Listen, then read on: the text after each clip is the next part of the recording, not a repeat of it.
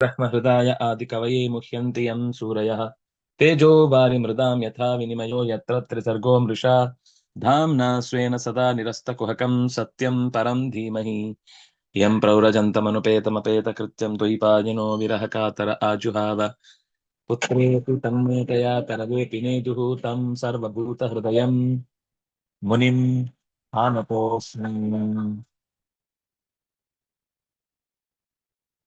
नारायणं नमस्कृत्य नरं चैव नरोत्तमं देवीं सरस्वतीं व्यासं ततो ग्रन्थमुदीरये स्वस्त्यस्तु सताम्।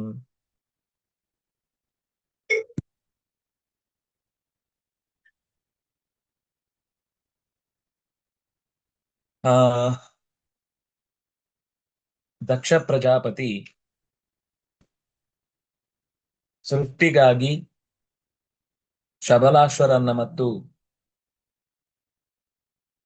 ಬಲಾಕಾಶ್ವರನ್ನ ಹರಿದಶ್ವರನ್ನ ಕಳುಹಿಸಿದ ಬಳಿಕ ನಾರದರ ಪ್ರಶ್ನೆಗಳಿಗೆ ಉತ್ತರಿಸಲಾರದೆ ಸೃಷ್ಟಿಯ ರಹಸ್ಯವನ್ನ ತಿಳಿಯುವುದಕ್ಕಾಗಿ ತಪಸ್ಸಿಗೆ ತೆರಳಿದ್ರು. ಆ ತಪಸ್ಸಿನ ಹಿನ್ನೆಲೆಯಲ್ಲಿ ಅವರು ಮರಳಿ ಬರಲೇ ಇಲ್ಲ. ಅಣ್ಣಂದಿರನ್ನು ಹುಡ್ಕೊಂಡು ಹೋದ ತಮ್ಮಂದಿರು ಕೂಡ ಅದೇ ರೀತಿ ತಪಸ್ಸಿನ ಪಾಲಾದ್ರು. ದಕ್ಷನಿಗೆ ತುಂಬಾ ಬೇಸರ ಆಯ್ತು. ಅವರು ತಪಸ್ಸಿಗೆ ಹೋಗಿದ್ದಕ್ಕಲ್ಲ, ತಾನು ಸೃಷ್ಟಿಗಾಗಿ ಕಳುಹಿಸಿದವರ ಕರ್ತವ್ಯ ಮುಂದುವರಿಲಿಲ್ಲಲ್ವಾ, ಸೃಷ್ಟಿಗಾಗಿ ನನ್ನನ್ನ ಆದೇಶಿಸಿದ ದೊಡ್ಡವರ ಮಾತ ನಡೆಸಿಕೊಂಡು ಮುಂದೆ ಕರ್ಕೊಂಡು ಹೋಗ್ಲಿಕ್ಕೆ ನನಗಾಗ್ಲಿಲ್ವಲ್ಲ ಅಂತ ಯೋಚಿಸಿ ಆತ ಒಂದು ವಿಶಿಷ್ಟವಾದ ಪ್ರಾರ್ಥನೆಯನ್ನು ಮಾಡ್ಲಿಕ್ಕೆ ಶುರು ಮಾಡ್ದ. ಆ ಪ್ರಾರ್ಥನೆಗೆ ಹೆಸರೇ ಹಂಸಗುಹ್ಯ ಸ್ತೋತ್ರ ಅಂತ. ಆ ಹಂಸಗುಹ್ಯ ಸ್ತೋತ್ರದ ಕೆಲವು ಸಾಲುಗಳನ್ನು ನಾವು ಈ ಹಿಂದೆ ನೋಡಿದ್ವಿ. ಸೃಷ್ಟಿಯ ಪ್ರಕ್ರಿಯೆಯಲ್ಲಿ, ಅಂದ್ರೆ ಲೋಕದಲ್ಲೂ ಹಾಗೆ, ಯಾವ್ದಾದ್ರೂ ಒಂದು ಚಟುವಟಿಕೆಯನ್ನ ಕೆಲಸವನ್ನ ನಾವು ಮಾಡ್ಲಿಕ್ಕೆ ಹೊರಟಾಗಲೆಲ್ಲ ತೊಡಕು ಬಂತು, ಮುಂದುವರಿಸ್ಲಿಕ್ಕೆ ಆಗ್ತಿಲ್ಲ, ಮಧ್ಯ ನಿಂತು ನಿಂತು ಹೋಗ್ತಾ ಇದೆ, ಅಥವಾ ಒಳ್ಳೆಯ ಸಂತತಿಯನ್ನ ಪಡೆಯುವುದಕ್ಕಾಗಿ ಪ್ರಾರ್ಥನೆ ನಡೆಸುವ ಹೊತ್ತಿನಲ್ಲಿ ಈ ಸ್ತೋತ್ರವನ್ನ ಜೊತೆಗೂಡಿಸಿಕೊಂಡ್ರೆ ಅದು ವಿಶೇಷವಾದ ಫಲ ಕೊಡುತ್ತೆ ಅನ್ನೋದು ಈ ಸ್ತೋತ್ರದ ವಿಶೇಷ. ನಾವು ಕೆಲವು ಸಾಲುಗಳನ್ನ ಈ ಹಿಂದೆ ನೋಡಿದ್ವಿ. ಅದರಲ್ಲಿ ಬಹಳ ಸುಂದರವಾಗಿ ಒಂದು ಬಂದ ಮಾತು, ವಹ್ನಿಮ್ಯತಾ ದಾರುಣಿ ಪಾಂಚದಶ್ಯಂ ಮನೀಷಯ ನಿಷ್ಕೃಷಂತೀಹ ಗೂಢಂ. ಕಟ್ಟಿಗೆಗಿಂತ ಬೇರೆಯಾದ ಬೆಂಕಿ ಕಟ್ಟಿಗೆಯೊಳಗೇ ಇದ್ದರೂ ಕೂಡ ಅದು ಹೊರಗೆ ಕಾಣಿಸುವುದಿಲ್ಲ. ಆದ್ರೆ ಒಮ್ಮೆ ಬೆಂಕಿ ಅಡರಿದ್ರೆ ಆವಾಗ ಕಟ್ಟಿಗೆಯೊಳಗಿನ ಬೆಂಕಿಯೂ ಕೂಡ ಅನಾಯಾಸವಾಗಿ ಕಾಣಿಸಿಕೊಳ್ಳುತ್ತೆ. ಬೆಂಕಿ ತನ್ನ ಜೊತೆಗಿರುವ ಕಟ್ಟಿಗೆಯನ್ನ ಬಿಟ್ಟು ಹೋಗುವುದು ಅಂತಾದಾಗ ಸುಟ್ಟೇ ಹೋಗುತ್ತೆ, ಬೂದಿಯಾಗಿ ಹೋಗುತ್ತೆ. ಅದಕ್ಕೊಂದು ಶಬ್ದ ಬಳಸಿದ್ದು ಪಾಂಚದಶ್ಯಂ, 15ನೆಯ ತತ್ವವಾಗಿ. ಆ ಶಬ್ದ ಬಳಸಿದ ಉದ್ದೇಶವೇ 14 ತತ್ವಗಳಿಗೆ ನಿಯಾಮಕವಾಗಿ, 14 ತತ್ವಗಳಿಗಿಂತ ಬೇರೆಯಾಗಿ, ಅಗ್ನಿ ಹೇಗೆ ಕಟ್ಟಿಗೆಗಿಂತ ಬೇರೆಯಾಗಿ ನೆಲೆಸಿದ್ದಾನೋ ಹಾಗೆ ಈ ಭಗವತ್ ತತ್ವ ಅನ್ನುವುದು ಕೂಡ ಅರಣಿಗಿಂತ ಬೇರೆಯಾಗಿರುವ ಬೆಂಕಿಯಂತೆ ಹೃತ್ಕಮಲದಲ್ಲಿಯೇ ಸಿದ್ಧರು ಅವನನ್ನ ಕಾಣ್ತಾರೆ ಅನ್ನುವ ಮಾತು ಬಂತು. ಸವೈ ಮಮಾಶೇಷ ವಿಶೇಷ ಮಾಯಾ ನಿಷೇಧ ನಿರ್ಬಾಣ ಸುಖಾನುಭೂತಿ ಸಸರ್ವನಾಮ ಸಚ ವಿಶ್ವರೂಪ ಪ್ರಸೀದತಾಮ ನಿರುಕ್ತಾತ್ಮ ಶಕ್ತಿ. ತುಂಬಾ ಅದ್ಭುತವಾದ ಮಾತು. ಸವೈ, ಅವನೇ ಅಶೇಷ ವಿಶೇಷ ಮಾಯಾ ನಿಷೇಧ ನಿರ್ಬಾಣ ಸುಖಾನುಭೂತಿ, ಒಂದೇ ಅದು. ಅಶೇಷ ಎಲ್ಲ, ವಿಶೇಷ, ವಿಶೇಷ ಅಂದ್ರೆ ನಮಗೆ ಗುರುತಿಸ್ಲಿಕ್ಕೆ ಸಿಗುವಂಥದ್ದು, ಅಂದ್ರೆ ಅದಕ್ಕೊಂದು ಮಿತಿ ಇದೆ ಅಂತ ಅರ್ಥ. ಆಕಾಶದಲ್ಲಿ ತುಂಬಿಕೊಂಡಿದ್ರೆ ಕಣ್ಣಿಗೆ ಕಾಣ್ಲಿಕ್ಕೆ ಸಾಧ್ಯ ಇಲ್ಲ, ಅದು ಅವಿಶೇಷ. ಭಗವಂತನನ್ನ ಎಷ್ಟೋ ಸರ್ತಿ ಅವಿಶೇಷ ಅಂತ ಕರೆಯುವುದು ಯಾಕೆ ಅಂದ್ರೆ ಅದಕ್ಕೆ ಪರಿಮಿತಿ ಇಲ್ಲ ಅನ್ನೋ ಅರ್ಥದಲ್ಲಿ. ಹಾಗಾಗಿ ಲೋಕದಲ್ಲಿ ಅನೇಕ ವಿಶೇಷಗಳಿವೆ. ಯಾಕೆಂದ್ರೆ ಪ್ರತಿಯೊಂದು ವಸ್ತುವಿಗೂ ಅದಕ್ಕೆ ಕಾಲದ ಮಿತಿಯೋ, ದೇಶದ ಮಿತಿಯೋ, ಆಕೃತಿಯ ಮಿತಿಯೋ ಅಥವಾ ಗುಣದ ಮಿತಿಯೋ ಏನೋ ಒಂದು ಮಿತಿ ಇದೆ. ಅಂತಹ ಅನೇಕ ಮಿತಿ ಇರುವ ಲೋಕದ ಮಾಯೆಗಳ ನಡುವೆ ಅದನ್ನು ಹೊರತುಪಡಿಸಿ ಅದವನಿಗೆ ಮಾಯಾ ನಿಷೇಧ ನಿರ್ಬಾಣ ಸುಖಾನುಭೂತಿ. ಬಾಣ ಅಂದ್ರೆ ಶರೀರ, ನಿರ್ಬಾಣ ಅಂದ್ರೆ ಅವನಿಗೆ ಶರೀರ ಇಲ್ಲ. ನಮ್ಗೆ ಶರೀರ ಇದೆ, ಶರೀರ ಇಲ್ಲದವ ನಿರ್ಬಾಣ ಸ್ವರೂಪ, ಸುಖ ಅನುಭೂತಿ. ಆದ್ರೆ ಸುಖದ್ದೇ ಮುದ್ದೆ, ರಾಗಿ ಮುದ್ದೆ ಇದ್ದ ಹಾಗೆ ಒಂದು ಸುಖದ ಮುದ್ದೆ. ನಮ್ಗೆ ಲೋಕದಲ್ಲಿ ಅಂತಹ ಸುಖದ ಮುದ್ದೆಯಾದ ಅನುಭವ ಇಲ್ಲ. ನಮಗೆ ಸುಖ ಇದೆ ಅಂದ್ರೆ ಅದರ ಜೊತೆಗೆ ದುಃಖವೂ ಇದ್ದೇ ಇದೆ. ಒಂದ್ ಕ್ಷಣದಲ್ಲಿ ನಾವು ಸುಖ ಅಂತ ಅನ್ಕೊಂಡಿರ್ತೇವೆ, ಅದು ಇನ್ನೊಂದು ದುಃಖದ ಮರೆಮಾಚಿದ ಸ್ಥಿತಿ ಆಗಿರುತ್ತೆ ಎಷ್ಟೋ ಸಲ. ಅದು ಆಂತರಂಗಿಕ ಅನುಭೂತಿ ಆದಾಗ ಬೇರೆ, ಅಥವಾ ಆ ಸುಖದ ಒಳಗೇನೆ ಒಂದು ದುಃಖ ಇರುತ್ತೆ. ಆದ್ರೆ ಸುಖ ಪರಿಮಿತಿ ಜಾಸ್ತಿ ಆದಾಗ ದುಃಖ ಕಾಣದಂತೆ. ಅಷ್ಟು ದೊಡ್ಡ ಖುಷಿ ಆಗ್ಬೇಕಾದ್ರೆ ಈ ಸಣ್ಣ ವಿಷಯಕ್ಕೆಲ್ಲ ತುಂಬಾ ತಲೆ ಕೆಡಿಸ್ಕೊಳ್ಬಾರ್ದಪ್ಪ ಅಂತ ನಾವು ಲೋಕದಲ್ಲಿ ಮಾತಾಡುವ ಹಾಗೆ, ಆ ಮಹಾ ದುಃಖಗಳು, ಆ ಮಹಾ ಸುಖಗಳು ಮಹಾ ದುಃಖದ ಮಧ್ಯದಲ್ಲಿ ಅದು ಬೇರೆ ಆಗ್ತಾ ಹೋಗುತ್ತೆ. ಇದು ಭಗವಂತನ ಗುಣವನ್ನ ಪರಿಚಯಿಸಿದು. ಮತ್ತು ಒಂದು ಸುಂದರವಾದ ಸಾಲು ಬಹುಶಃ ನೆನ್ಪಿಟ್ಕೊಳ್ಬೇಕಾದದ್ದು, ಸಸರ್ವನಾಮ ಸಚ ವಿಶ್ವರೂಪ ಪ್ರಸೀದತಾಂ ಆತ್ಮಶಕ್ತಿ. ಸರ್ವನಾಮ ಅಂತ ಅವನಿಗೆ ಹೆಸರು. ಸರ್ವನಾಮ ಅಲ್ಲ, ಸರ್ವನಾಮ. ಎಲ್ಲ ನಾಮಗಳು ಅವನದ್ದೇ.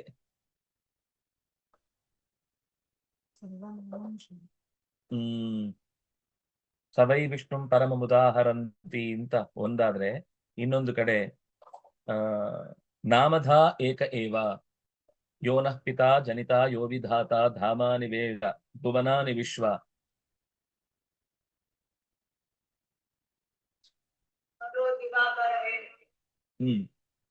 ಆಮೇಲೆ ಅದು ಬೇರೆ ಆಯ್ತು. ಅಲ್ಲಿ ಅಲ್ಲ, ಹಾಗಾದ್ರೆ ಇನ್ನೊಂದ್ ಕಡೆ ಕೊನೆಗದು ಎಲ್ಲ ನಾಮಗಳ ಹೆಸರನ್ನು ಹೇಳಿ ನಾಮಧ ಏಕ ಏವ. ಮಳೆ ಬರ್ತಿದೆ ಅಲ್ಲಿ, ಮತ್ತೇನಂತ ಶಬ್ದ? ಇಷ್ಟೊತ್ತು ಬರ್ತಿರ್ಲಿಲ್ಲ. ಸರಿ. ಸರ್ವನಾಮ, ಲೋಕದಲ್ಲಿ ಎಷ್ಟು ಶಬ್ದಗಳಿವೆಯೋ, ಎಷ್ಟು ಧ್ವನಿಗಳಿವೆಯೋ, ಎಷ್ಟು ಭಾಷೆಗಳಲ್ಲಿ ಬರುವಂತಹ ಅಕ್ಷರಗಳಿರಬಹುದು, ಪದಗಳಿರಬಹುದು, ವಾಕ್ಯಗಳಿರಬಹುದು, ಎಲ್ಲವೂ ಅವನದ್ದೇ ಹೆಸರು. ಸರ್ವನಾಮ ಸಚ ವಿಶ್ವರೂಪ, ವಿಶ್ವದಲ್ಲಿರುವ ಪ್ರತಿಯೊಂದು ವಸ್ತುವಿನ ರೂಪವೂ ಕೂಡ ಅವನದ್ದೇ ಆಗಿದೆ. ಸರಿ ಆಯ್ತು. ಮ್ಯೂಟ್ ಮಾಡಿದ್ರಾ? ಸರಿ ಸರಿ ಸರಿ. ಇಲ್ಲ, ಅದೇ ಜಾಸ್ತಿ ಕೇಳಿಸ್ತಾ ಇತ್ತು. ಕರೆಕ್ಟ್ ಆಯ್ತು. ಅನಿರುಕ್ತಾತ್ಮ ಶಕ್ತಿ. ನಿರುಕ್ತ ಅಂದ್ರೆ ಬಿಡಿಸಿ ಹೇಳಲಿಕ್ಕೆ ಬರುದು, ಅನಿರುಕ್ತ ಅಂದ್ರೆ ಬಿಡಿಸಿ ಹೇಳಲಿಕ್ಕೆ ಬರದೇ ಇರುವ ಎಲ್ಲರ ಅಂತರ್ಯಾಮಿಯಾದ ಮಹಾಶಕ್ತಿ ವಿಶ್ವದ ಪ್ರತಿಯೊಂದು ವಸ್ತುವಿನ ಒಳಗೂ ನೆಲೆಸಿದೆ. ಅಂತಹ ಭಗವಂತ ಪ್ರಸೀದತಾಂ, ನನ್ನ ವಿಷಯದಲ್ಲಿ ಪ್ರಸನ್ನಗೊಳ್ಳಲಿ, ನನ್ನ ವಿಷಯದಲ್ಲಿ ಆತ ಮುಗುಳು ನಗೆಯನ್ನ ಚೆಲ್ಲಲಿ ಅಂತ ಆ ದಕ್ಷ ಪ್ರಾರ್ಥನೆ ಮಾಡ್ತಾನೆ.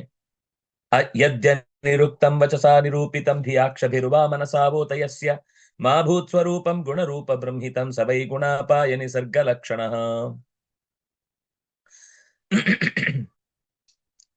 ಅನಿರುಕ್ತಂ ವಚಸ, ಅವನನ್ನ ಮಾತಿನಿಂದ ಹೇಳಿ ಮುಗಿಸ್ಲಿಕ್ಕಾಗುವುದೇ ಇಲ್ಲ. ಎಷ್ಟೋ ಜನ ಮಾತಿನಿಂದಲೇ ಹೇಳಲಿಕ್ಕೆ ಪ್ರಯತ್ನ ಪಟ್ಟದ್ದು.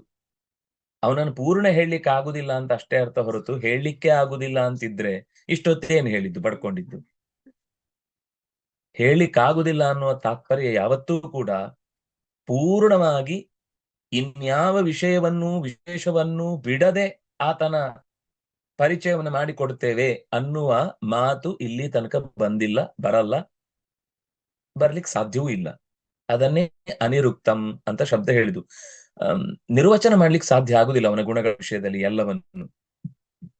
ಒಂದರ್ಥದಲ್ಲಿ ಹೇಳಬಹುದು, ಆದರೆ ಅದು ಒಂದೇ ಅರ್ಥದಲ್ಲಿ ಇರುವುದಿಲ್ಲ. ನಮ್ಗೆ ಕೆಲವು ಶಬ್ದಗಳು ನಮ್ಮನ್ನ ಉದ್ದೇಶಿಸಿ ಹೇಳುವಾಗ ಯಾವುದೋ ಒಂದು ಅರ್ಥದಲ್ಲಿ ಆ ಶಬ್ದ ಇರುತ್ತೆ ನಮ್ಗೆ, ಆದ್ರೆ ಇನ್ನೊಂದು ಅರ್ಥ ಬಂದಾಗ ಅದು ನಾವು ರೂಢಿಸಿಕೊಳ್ಳದ ಗುಣ ಅಥವಾ ನಮ್ಮಲ್ಲಿ ಕಾಣದೇ ಇರುವಂತಹ ವ್ಯವಸ್ಥೆ ಅಥವಾ ಯಾವುದೇ ಒಂದು ಅನುಭವ, ಅದು ನಮ್ಮ ಅನುಭವದಲ್ಲೇ ಇಲ್ಲ. ಆಗ ಎಲ್ಲೋ ಒಂದು ಕಡೆ ಇದೆ ಅದು. ಯಾಕೆಂದ್ರೆ ಆ ಅನುಭವದ ಶಬ್ದ ಹುಟ್ಟಬೇಕು ಅಂದ್ರೆ ಆ ಅನುಭವ ಎಲ್ಲೋ ಒಂದು ಕಡೆ ಇರ್ಬೇಕದು. ಇದ್ರೆ ಮಾತ್ರ ಆ ಅನುಭವದ ಅರ್ಥವಾದ ಶಬ್ದ ಜಗತ್ತಿನಲ್ಲಿ ಕಾಣುವುದು ಸಾಧ್ಯ. ಆದ್ರೆ ಅದು ಪರಮಾತ್ಮನ ವಿಷಯದಲ್ಲಿ ಕೆಲವೊಮ್ಮೆ ಅವನಿಗೆ ಮಾತ್ರ ಅವನ ಬಗ್ಗೆ ಗೊತ್ತಿದೆ, ಲೋಕದಲ್ಲಿ ಬೇರೆಯವರಿಗೆ ಅವನ ಬಗ್ಗೆ ಗೊತ್ತೇ ಇಲ್ಲ. ಅಂತಹ ವಿಶೇಷತೆಗಳಿಂದ ಕೂಡಿದಂತಹ ಭಗವಂತನನ್ನು ಧಿಯಾ ಬುದ್ಧಿವಂತಿಕೆಯಿಂದ ತಿಳ್ಕೊಳ್ತೇನೆ. ಅನಿರುಕ್ತಂ ಅಕ್ಷಭಿಹಿ, ಕಣ್ಣಿನಿಂದ ಕಾಣ್ತೇನೆ, ಕಿವಿಯಿಂದ ಕೇಳುತ್ತೇನೆ, ಮೂಗಿನಿಂದ ಪರಿಮಳ ಗಮನಿಸಿ ಅರ್ಥ ಮಾಡ್ಕೊಳ್ತೇನೆ, ನಾಲಿಗೆಯಿಂದ ಅವನನ್ನು ತಿಂದು ಆಸ್ವಾದಿಸಿ ಅರ್ಥೈಸಿಕೊಳ್ತೇನೆ, ಅಥವಾ ಮುಟ್ಟಿ ದೇವರು ಅಂದ್ರೆ ಇಷ್ಟೇ ಅವನ ಕೋಡನ್ನ, ಅಂದ್ರೆ ಹಸುವಿನ ಕೋಡನ್ನು ಹಿಡಿದ ಹಾಗೆ ಅವನ ಕೋಡನ್ನು ಹಿಡಿದು ಅವನಿಷ್ಟೇ ಅಂತ ಅಳೀತೇನೆ ಅಂದ್ರೆ ನ ಮನಸಾ ಬುದ್ಧಿವಂತಿಕೆಯಿಂದ ಆಯ್ತು, ಅಥವಾ ಎಲ್ಲೋ ಒಂದಿಷ್ಟು ಆಲೋಚನೆ ಮಾಡಿ ತಿಳ್ಕೊಳ್ತೇನೆ ಅಂದ್ರೆ ಅದು ಅವನನ್ನ ಅನಿರುಕ್ತಂ ತಿಳಿಸುವುದಕ್ಕೆ ಸಾಧ್ಯವಿಲ್ಲದ್ದು.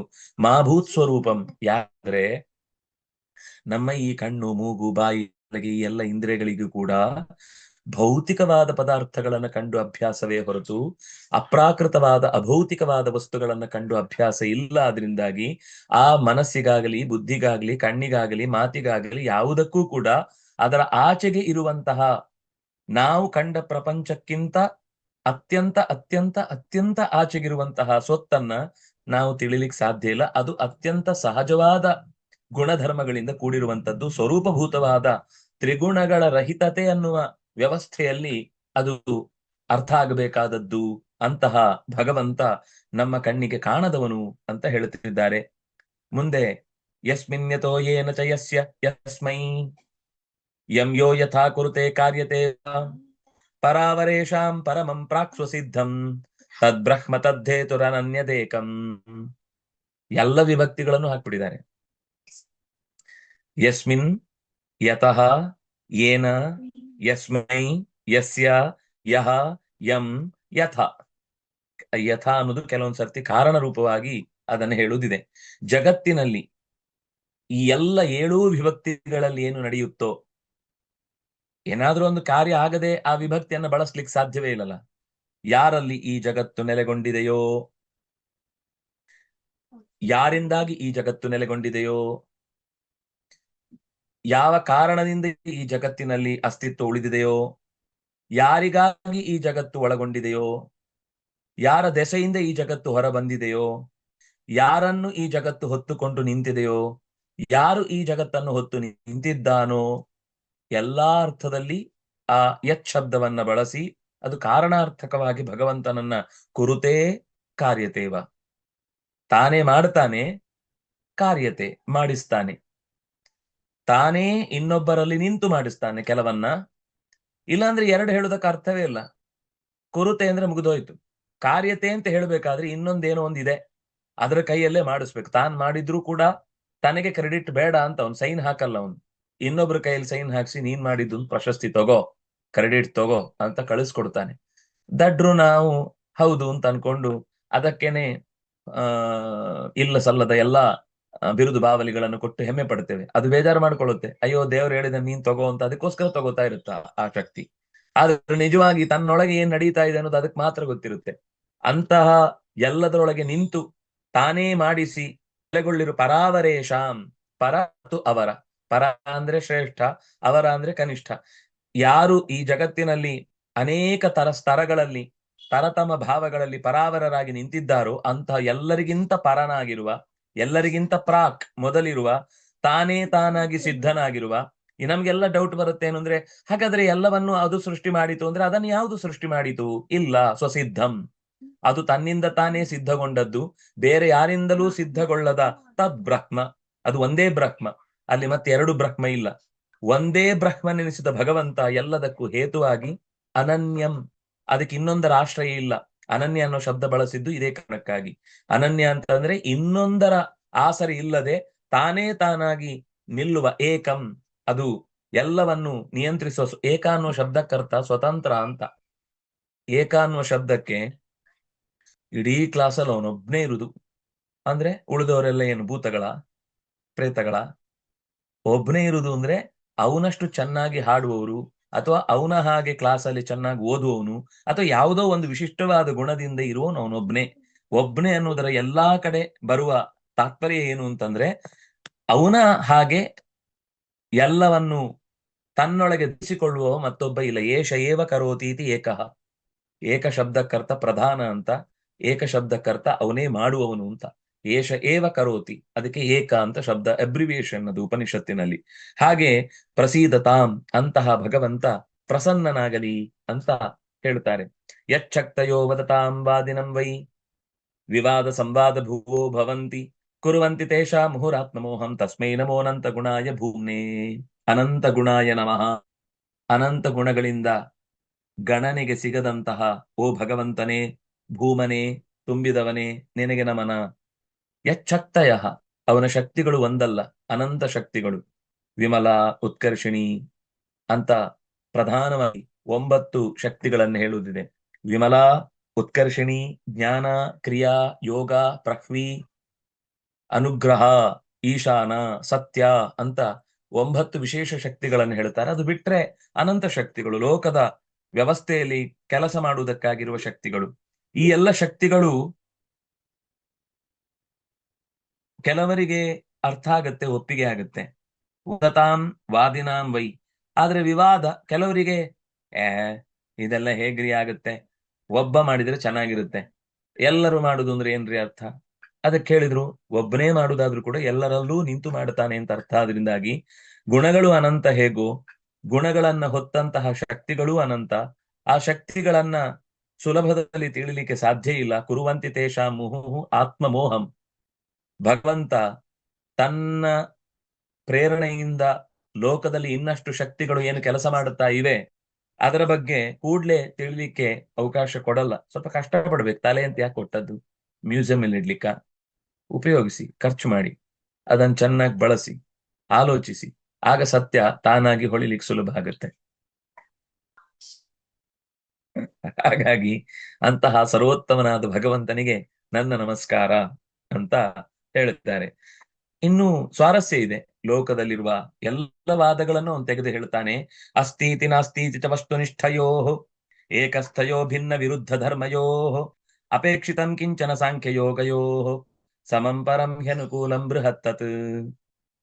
ನನಗಿಂತ ಬೇರೆಯಾಗಿ ಭಗವಂತ ಇದ್ದಾನೆ ಅಂತ ಕೆಲವರು, ನನಗಿಂತ ಬೇರೆಯಾಗಿ ಭಗವಂತ ಇಲ್ಲ ಅಂತ ಮತ್ತೆ ಕೆಲವರು.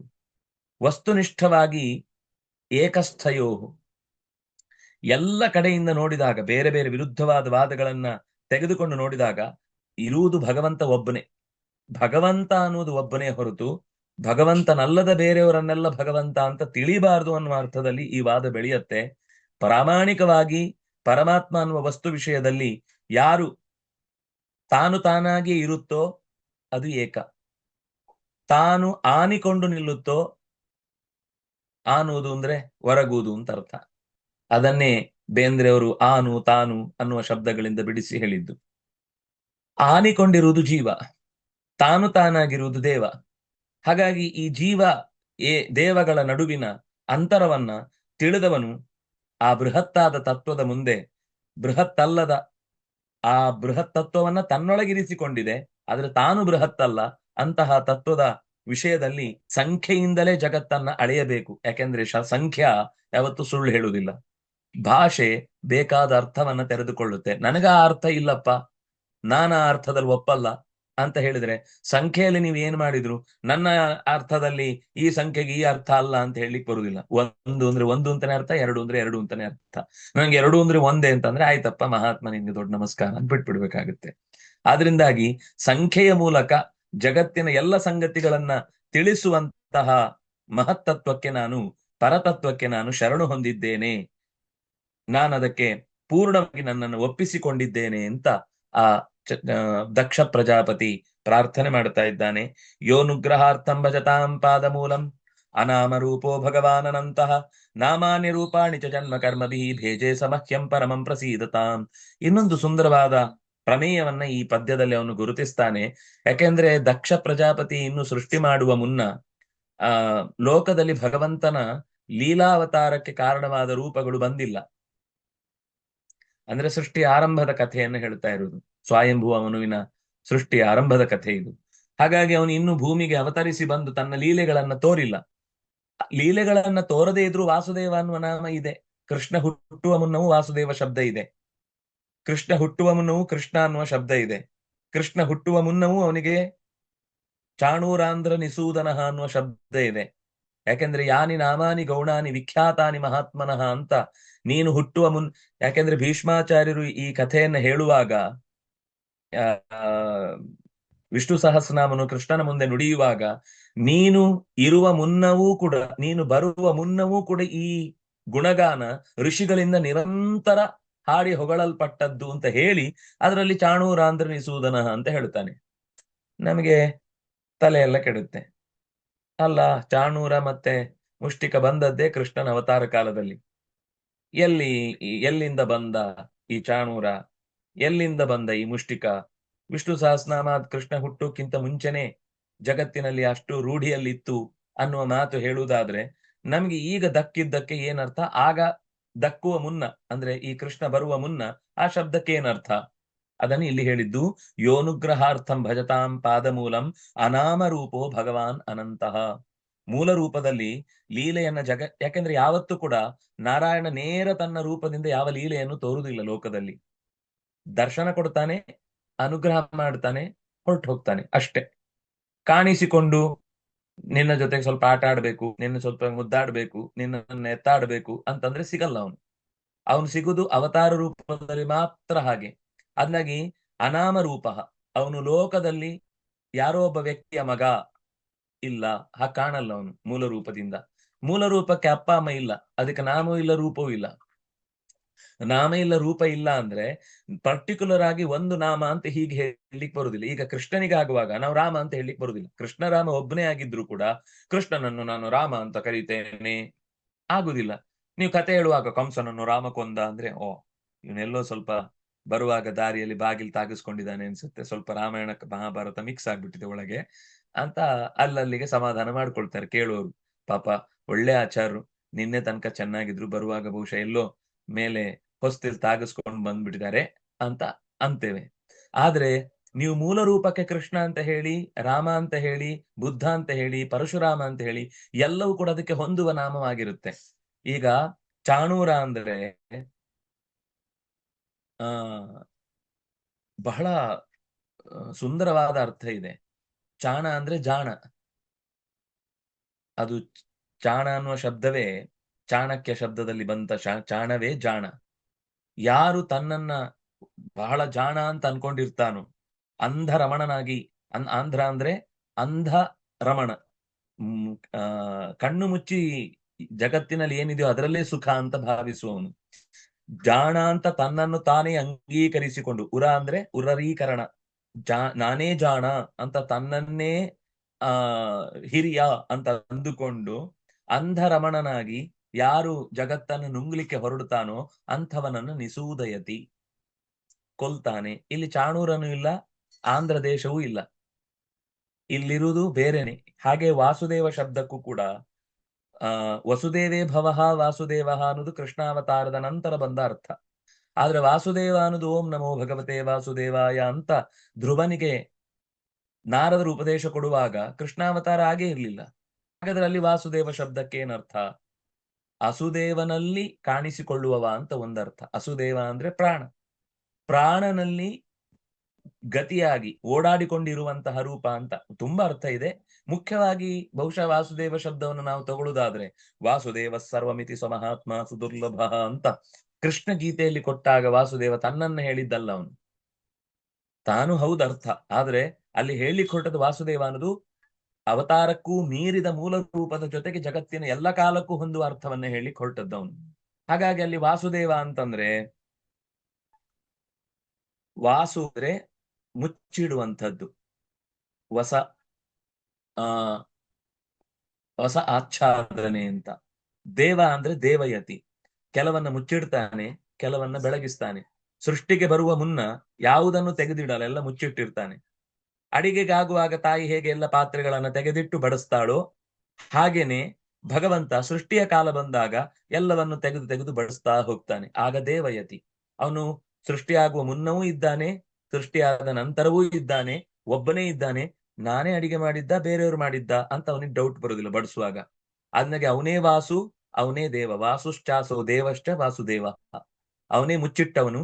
ಆವಾಸ, ಇಡೀ ಜಗತ್ತು ಎಲ್ಲ ಅಜ್ಞಾನದಿಂದ ಮುಚ್ಚಲ್ಪಟ್ಟಾಗ ಮತ್ತೆ ಅರಿವನ್ನ ಕೊಟ್ಟು, ಅಜ್ಞಾನ ಜ್ಞಾನದೋ ವಿಷ್ಣು ಜ್ಞಾನಿನ ಮೋಕ್ಷದಶ್ಚ ಸಹ ಆನಂದದಶ್ಚ ಮುಕ್ತಾನಾಂ ಸ ಐವೈಕೋ ಜನಾರ್ದನ ಅಂತ ಒಂದು ಮಾತಿದೆ.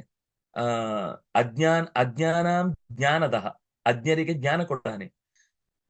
ಜ್ಞಾನಿನಾಂ ಮೋಕ್ಷದಃ, ಜ್ಞಾನಿಗಳಿಗೆ ಮೋಕ್ಷ ಕೊಡ್ತಾನೆ. ಆನಂದದಶ್ಚ ಮುಕ್ತಾನಾಂ, ಮತ್ತೆ ಆ ಮೋಕ್ಷ ಬಂದ್ರು ಆನಂದ ಸಿಗ್ಲಿಲ್ಲ ಅಂದ್ರೆ ಅಲ್ಲಿ ಕರ್ಕೊಂಡು ಹೋಗ್ಬಿಟ್ರು, ಆದ್ರೆ ಅಲ್ಲಿ ಯಾವ ರೂಮಿಗೆ ಹೋಗ್ಬೇಕು ಅಂತ ಹೇಳೋರೇ ಇಲ್ಲ. ಯಾವ ರೂಮಲ್ಲಿ ಅವನಿಗೆ ಬಿಸಿನೀರು ಹ್ಯಾಕ್ ಬರುತ್ತೆ, ತಣ್ಣೀರು ಹ್ಯಾಕ್ ಬರುತ್ತೆ ಅಂತ ತೋರಿಸ್ಕೊಟ್ರಲ್ಲ, ಏನೋ ಒತ್ತಿದ್ರೆ ಏನೋ ಬೀಳುತ್ತೆ ಮೈ ಮೇಲೆ.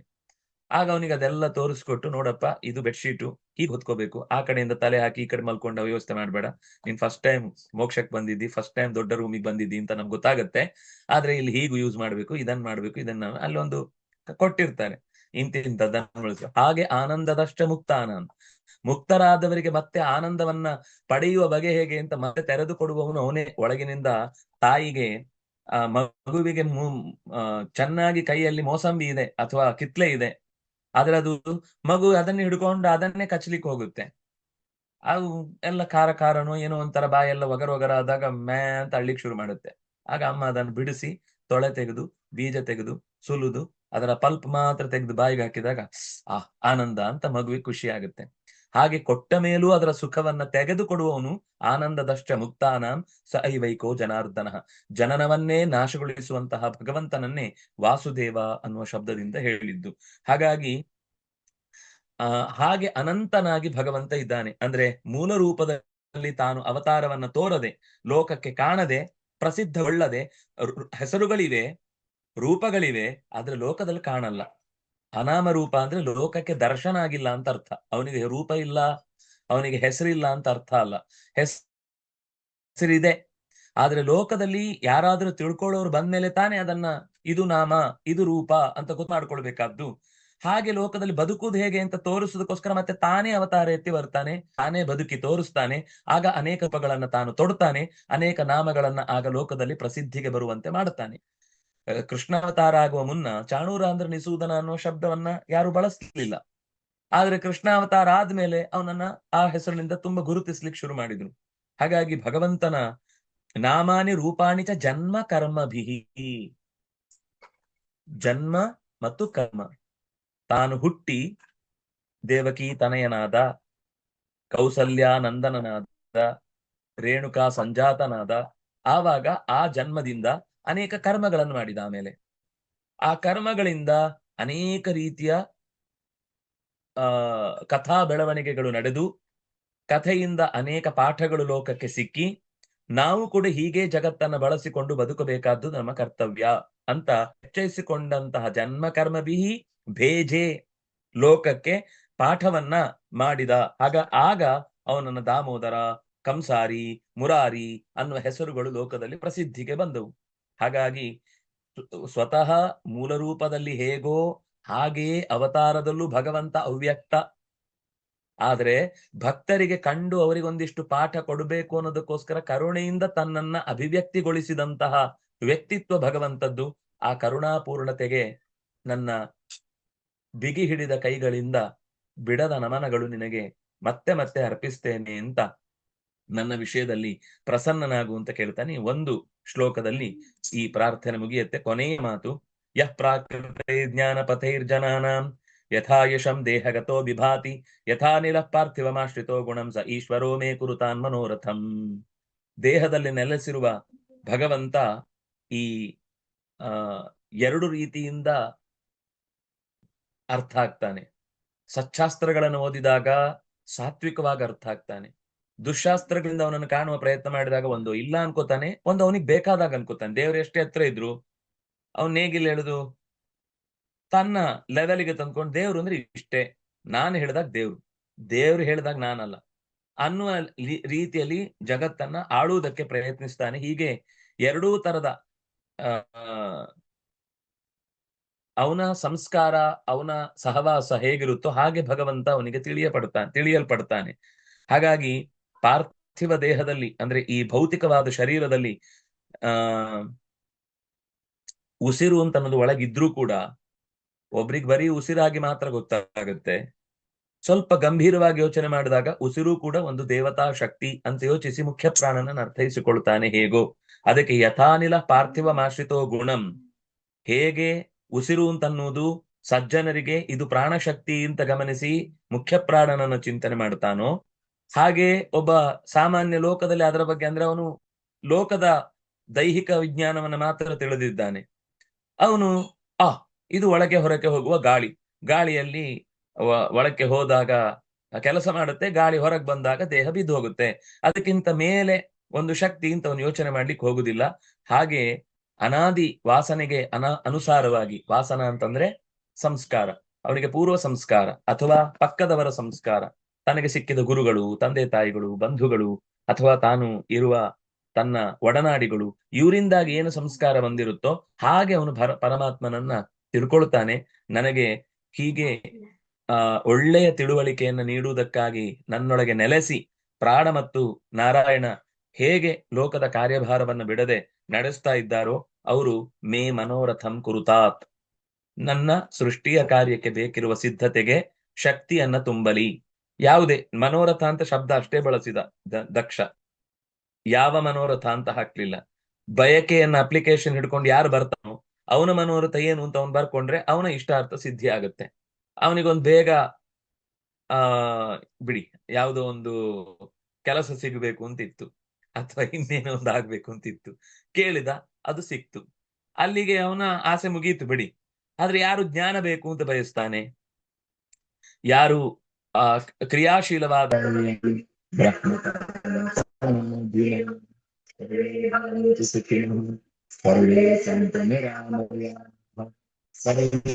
ಭದ್ರಾಣಿ ಪಶ್ಯಂತು ಮಾ ಕಶ್ಚಿತ್ ದುಃಖಭಾಗ್ ಭವೇತ್. ಅಧರ್ಮಸ್ಯ ಪರಾಭವಃ ಸದ್ಭಾವನಾ ಪ್ರಾಣಭೃತಾಂ ಭೂಯಾತ್ ವಿಶ್ವಸ್ಯ ಮಂಗಳಂ. ಶ್ರೀಕೃಷ್ಣಾರ್ಪಣಮಸ್ತು.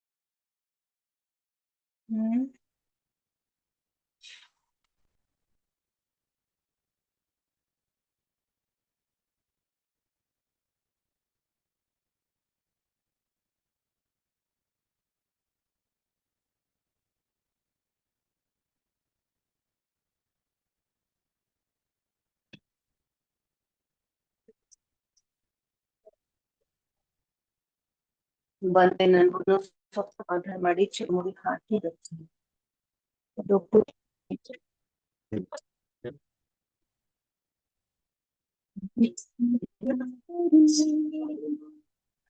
ಮಳೆಯಾದ